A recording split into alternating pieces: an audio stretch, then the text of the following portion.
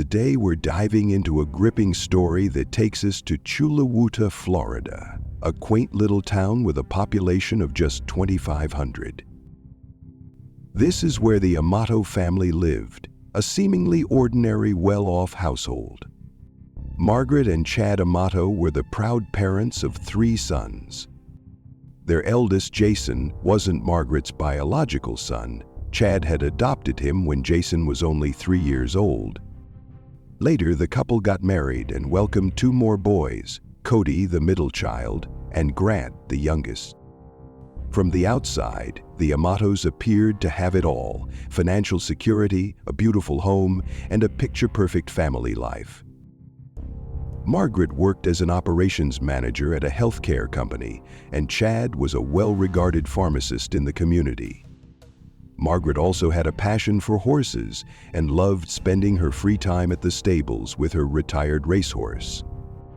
Meanwhile, the 3 brothers grew up closely bonded, attending football games, playing sports, and just enjoying life together. But as we know, appearances can be deceiving. Behind closed doors, life wasn't entirely as polished as it seemed. Chad was a strict father who ran the household with firm rules and high expectations. Still, the family moved forward. Jason eventually left home at 19, got married, and started a family of his own, though he stayed close to his parents and siblings. Cody and Grant, on the other hand, were inseparable. In high school, they lifted weights as teammates on the school's weightlifting team and spent hours together playing video games. Grant was naturally quieter and more introverted, often struggling to make friends on his own. He leaned heavily on Cody, tagging along with his older brother and his circle of friends. After high school, Grant pursued a nursing degree at the University of Florida, graduating in 2011 with hopes of following his family's footsteps into the medical field. Unfortunately, life didn't go as Grant had planned. By 2018, his nursing career took a devastating turn. He was fired from his job at the hospital after being caught with 8 stolen vials of propofol. The police were called and Grant admitted to stealing the drugs. He confessed to administering them to patients, sometimes giving more than the required dosage. Surprisingly, despite his admissions, the charges were dropped, and he was released from custody later that November. While he avoided jail time, the fallout was immense. His career in nursing was over, and with no other options, Grant had to move back home with his family. But life at home grew tense. His parents were struggling to come to terms with the reality of their youngest son, now nearing 30, struggling to rebuild his life, seemingly adrift and directionless. Grant's family had been urging him to find a new job for a while, but his depression made it increasingly obvious that wasn't happening anytime soon. He showed no interest in job hunting, and every time the subject came up, it inevitably led to heated arguments at home.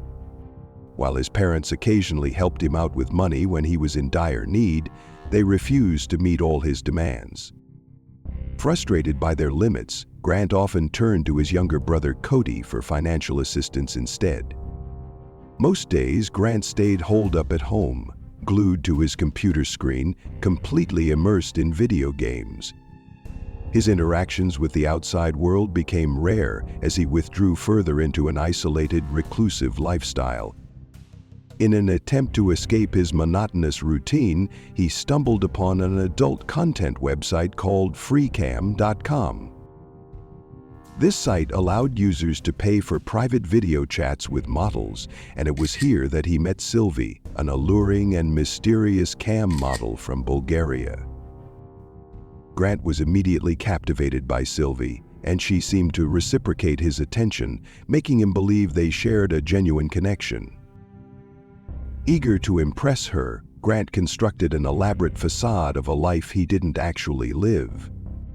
He told her he was a professional gamer, bragged about luxury cars he didn't own, and even claimed he lived in a high-end apartment. Their online connection grew deeper, with Sylvie performing for him through dancing, modeling, and explicit acts. However, these private sessions came at a steep price, $600 per hour. It didn't take long for this expensive infatuation to spiral out of control. Grant quickly burned through $20,000 in savings, succumbing to what had become a full-blown addiction. With no job and no means to fund his extravagant spending, he began secretly using his parents' credit cards to continue his sessions with Sylvie. The truth eventually came to light when his parents noticed mysterious $600 charges on their credit card statements. When confronted, Grant tried to cover his tracks by claiming the money was an investment in promoting his Twitch channel, a supposed strategy to build his audience and hopefully earn future income. But this poorly fabricated story didn't stand up to scrutiny, and the mounting distrust only deepened the family's growing divide. Tensions ran high, arguments became a daily occurrence, and Cody often found himself stuck in the middle, trying unsuccessfully to mediate the chaos. Despite his efforts, Cody couldn't address the core issues tearing the family apart. Then came December 2018. Grant, Cody, and their mutual friend Jericho had been planning an exciting trip to Japan for months. They were eager to immerse themselves in the culture and visit a famous animation studio. But Grant's financial problems quickly turned the trip into an unnecessary strain. Determined to salvage the plans, Cody stepped up and generously covered all of Grant's expenses. For the most part, the trip went smoothly. But on the final day, things spiraled once again. Grant claimed to be feeling unwell and chose to separate from the group, leaving Cody and Jericho to continue exploring alone. What they didn't realize was that during this time, Grant stole Jericho's credit card and made yet another $600 payment for a private session with Sylvie. When Jericho later discovered the unauthorized charge, he was devastated. It was just another betrayal in a long list of poor choices that continued to fracture the already fragile relationships in Grant's life. When the family returned from Japan, the tension was impossible to ignore. It felt like everything was on the verge of exploding. By late December 2018, Chad discovered yet another set of missing funds while reviewing their bank statements. Frustrated and desperate for answers, he confronted Grant, which led to an intense argument. Furious, Grant stormed out of the house without saying where he was going. That night, Margaret, deeply worried about his mental state, decided to call 911. She was terrified he might harm himself, especially since he'd been acting so withdrawn and downcast in recent weeks. But Grant hadn't disappeared entirely. He had gone to his aunt's house in Florida. She welcomed him at first, but it didn't take long for her to notice something was off. Grant stayed up all night and slept throughout the day, and soon strange charges started popping up on her bank account, adding up to hundreds of dollars. Suspicious, she looked into it and realized all the charges were tied to Sylvie. And that wasn't the only discovery. She also found out that Grant had been using credit cards belonging to his uncle, grandmother, and even other family members, all without their permission. When his aunt revealed this to Chad, the sheer size of the problem was staggering. Grant had racked up $150,000 in debt. Heartbroken and desperate to fix things, Chad begged the family not to involve the police. He promised to pay off the debt himself if it meant keeping Grant out of further trouble. Feeling exhausted and out of options, the family decided it was time for more drastic action. They confronted Grant at home, laying everything bare. They reminded him of all the chances he'd been given and made it clear that this behavior couldn't go on. To their surprise, Grant didn't argue this time. He finally agreed to attend a rehabilitation center in South Florida. The facility primarily specialized in substance abuse recovery, but the family hoped it could address Grant's compulsive behaviors too. Scraping together $15,000, they enrolled him in the program, clinging to the hope that this was the breakthrough they had been waiting for. After dropping him off, they returned home cautiously, optimistic that they had taken the first real step toward resolving things. While Grant was at rehab, Chad and his other son Cody decided to go through Grant's room. What they found on his computer left them speechless. Grant had created an elaborate online persona, a complete fantasy where he portrayed himself as a successful video game streamer, living a glamorous and independent life. Shocked by this level of deception, Chad and Cody even considered reaching out to Sylvie to expose the truth, that Grant was unemployed, living at home, and lying to sustain his fake online image. Meanwhile, Grant's stay at rehab didn't last long. Within just 2 weeks, he convinced the staff he was better and ready to leave. Unfortunately, the facility, likely unequipped to handle Grant's deeper issues, allowed him to check out early. When Grant returned, Chad immediately set firm rules if he wanted to stay under their roof. These conditions were non-negotiable. No phone or internet privileges. His computer would be removed from his room. He was required to find a job and start repaying the money he owed to the family. And most importantly, he had to cut off all contact with Sylvie. To Grant, these conditions felt unbearable. When he learned that his family had reached out to Sylvie, he was furious and deeply humiliated. Still, at first he appeared to comply. Surprisingly, his relationship with his mother, Margaret, seemed to improve. She took on a more nurturing and hopeful approach, truly believing that this could finally be the turning point they had all been desperately waiting for. Over time, Grant's initial attempts to follow the household rules began to fade, and his old habits slowly crept back. One day, he approached his mother, Margaret, and asked to borrow her phone. Her phone had internet access, and Grant wanted to use it to chat with Sylvie on Twitter. Margaret hesitated at first, but eventually gave in and handed it over. However, when Chad found out, it led to a massive confrontation. To him, this was the final straw. Furious, Chad accused Grant of financially destroying the family and jeopardizing their retirement. He then delivered an ultimatum. Grant could no longer stay under their roof. Fast forward to the morning of January 25, 2019, when alarm bells rang at Cody's workplace. Cody, known for his reliability, always punctual, and easy to get a hold of, hadn't shown up for work. His absence was out of character, and his concerned co-workers quickly alerted the authorities. By around 9 a.m., police arrived at the Amato family home to conduct a welfare check. They knocked on the door but got no response. Despite multiple cars in the driveway, the lower-level windows were oddly covered with paper, blocking any view inside.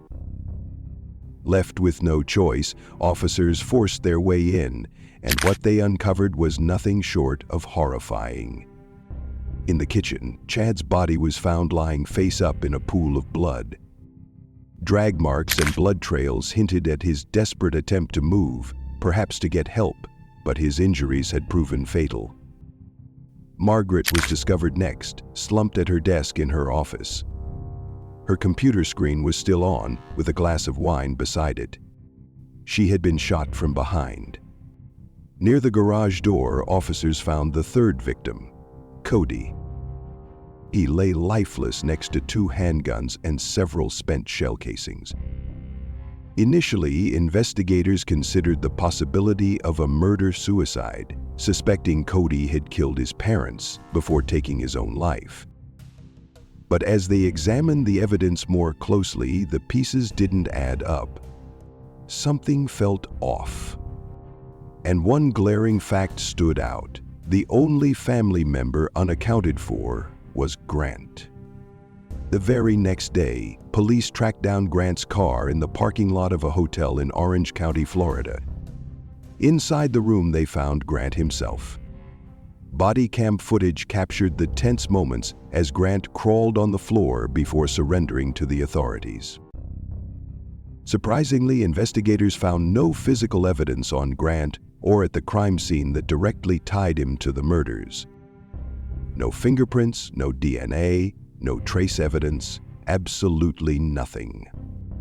Authorities suspected the crime scene had been meticulously cleaned and staged, making it incredibly difficult to identify the perpetrator. Because of this, Grant wasn't immediately arrested, but he was brought in for questioning, a grueling interrogation that lasted over 7 hours. During questioning, Grant spoke in detail about the family conflicts, financial struggles, and all the events that had unfolded in the months leading up to the tragedy. Interestingly, he appeared forthcoming about these issues and didn't seem to be crafting lies. He recounted that on the evening of January 24, his father Chad confronted him and demanded that he move out. According to Grant, he packed a bag and left without any argument. Before leaving, he claimed his brother Cody stopped him, promising to mediate and try to smooth things over with their parents. One detail from the interrogation stood out. Grant never once asked what had happened to his family. Even when detectives showed him photos from the crime scene, including graphic images of the victims, his reaction was strikingly subdued. Although he appeared somber, he repeatedly insisted he had nothing to do with the murders. The only guilt he admitted to was not for the crime itself, but for being a source of stress for his family, who had often accused him of stealing and betraying their trust. Meanwhile, Grant's older brother Jason was devastated upon learning what had happened. When he finally saw Grant, he hugged him tightly and broke down, pleading through tears, "If you had anything to do with this, please, as your brother, tell me. If I hear it from someone else, it'll destroy me." Even then, Grant denied any involvement, maintaining his innocence and sticking firmly to his story. For detectives, progress was slow. They were determined to build a strong case against Grant, but the complete lack of physical evidence kept them at an impasse. That's when Cody's girlfriend stepped forward with an important tip. She revealed that Cody had confided in her about his growing concerns regarding Grant's obsession with money. According to her, Cody believed Grant might be willing to do anything to obtain the cash he so desperately craved. This revelation gave investigators a critical piece of insight: the motive, which further deepened their suspicions about Grant. Further analysis of the crime scene left no room for doubt. This was no murder-suicide. Cody's body was discovered close to the door leading to the garage, but something was off. There was no blood where he was found or behind the door. This suggested the door had been open when Cody was shot and later closed by someone else, something a deceased person obviously couldn't do. Investigators also noted a pool of blood beneath his body, indicating he had likely been moved from another location to where he was ultimately found. Chad's case was just as disturbing. He had been shot in the back, and while the first wound wasn't fatal, evidence revealed that he had tried to crawl for help. Tragically, he was fatally shot on the kitchen floor. A search of Grant's car later revealed damning items: Chad's and Cody's bank cards, along with Chad's passport. This strongly indicated that Grant had planned to flee after carrying out the brutal killings. To make matters worse, investigators found a handwritten note seemingly left by Cody, which turned out to be a forgery. On Chad's iPhone, they uncovered chilling clues: financial transactions transferring money to Grant's account on the very day of the murders. The most horrifying part? This transfer was made after Chad's death, using his fingerprint for authorization. If that weren't incriminating enough, just hours after the murders, Grant brazenly used Cody's credit card to send money to Sylvie, the woman he was unhealthily obsessed with. The evidence painted a clear picture. After the murders, Grant spent hours staging the scene to frame it as a murder-suicide. Further details at the scene completely unraveled this false narrative. 4 shell casings were recovered, but none matched any of the firearms in the home, implying the murder weapon had been removed. Investigators also found that Chad's body had been tampered with. Specifically, a gun holster was placed on him post-mortem. Blood-stain patterns on his hands didn't align with his body's final position. Shortly after these findings, Grant was arrested. When tested, gunshot residue was found on him, solidifying the case. As they dug deeper into Grant's computer, investigators made a shocking discovery: a letter he had written just 2 days before the murders. This letter, addressed to Sylvie and some online contacts, was essentially a confession.